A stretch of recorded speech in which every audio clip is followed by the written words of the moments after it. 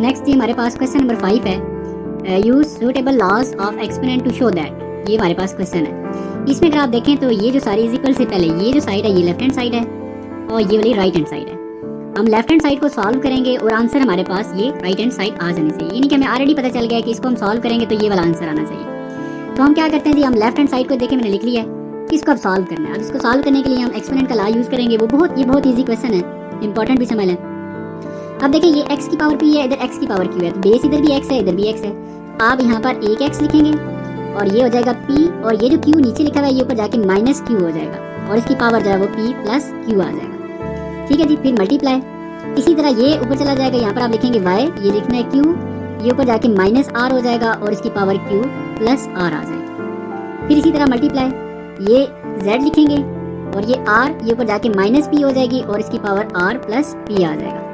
ठीक है जी, फिर आपने क्या किया, इनको एज इट इज आपने लिखना है, x q की पावर 2 है और y r की पावर 2 और z p की पावर 2 आ जाएगा। अब यहाँ पर आपने एक फार्मूला पढ़ा होगा a plus p a minus p, ठीक है, तो वो इक्वल होता है a का स्क्वायर माइनस b का स्क्वायर, यानी कि x, अब देखिए ये p और p ये बन जाएगा p का स्क्वायर, यहाँ पर प्लस माइनस माइनस और q ये q का स्क्वायर। ठीक है, मैंने आपको ऐसे बता दिया, ये फार्मूला भी है a plus b minus b का। फिर मल्टीप्लाई, अब y का भी ऐसे ही हो रहा है, तो ये q प्लस आ रहा है q माइनस आ रहा है, तो ये q का स्क्वायर माइनस r का स्क्वायर हो जाएगा।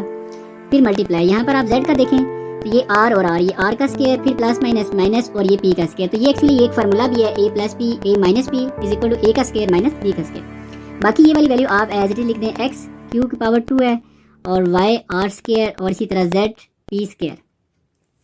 ठीक हो गया जी। अब हमने क्या करना है कि यहाँ पर अगेन अगर आप देखें तो ये x है और ये भी x है, यानी कि जिनकी बेस सेम है ये आपस में सॉल्व हो सकते हैं। x के साथ सॉल्व हो जाएगा, y के साथ और z जो है वो z के साथ। तो यहाँ पर हम दोनों की जगह एक ही x लिखेंगे और दोनों की पावर को ऐड कर देंगे, क्योंकि बेस सेम है तो पावर ऐड हो जाती है। तो इसकी पावर है जी p square minus q square और इसके साथ जाके ये ऐड हो जाएगी प्लस q स्क्वायर हो जाएगा।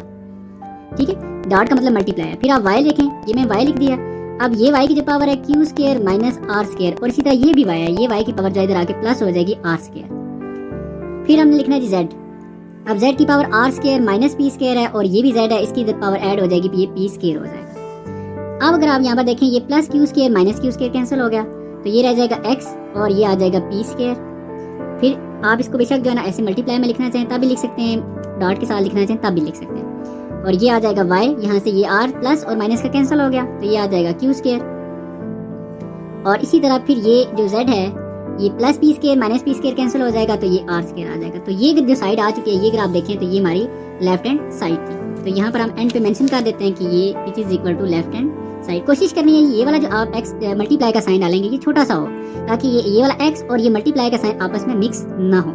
तो यहाँ पर आपकी ये जो एक्सरसाइज है ये कंप्लीट हो जाती है जी।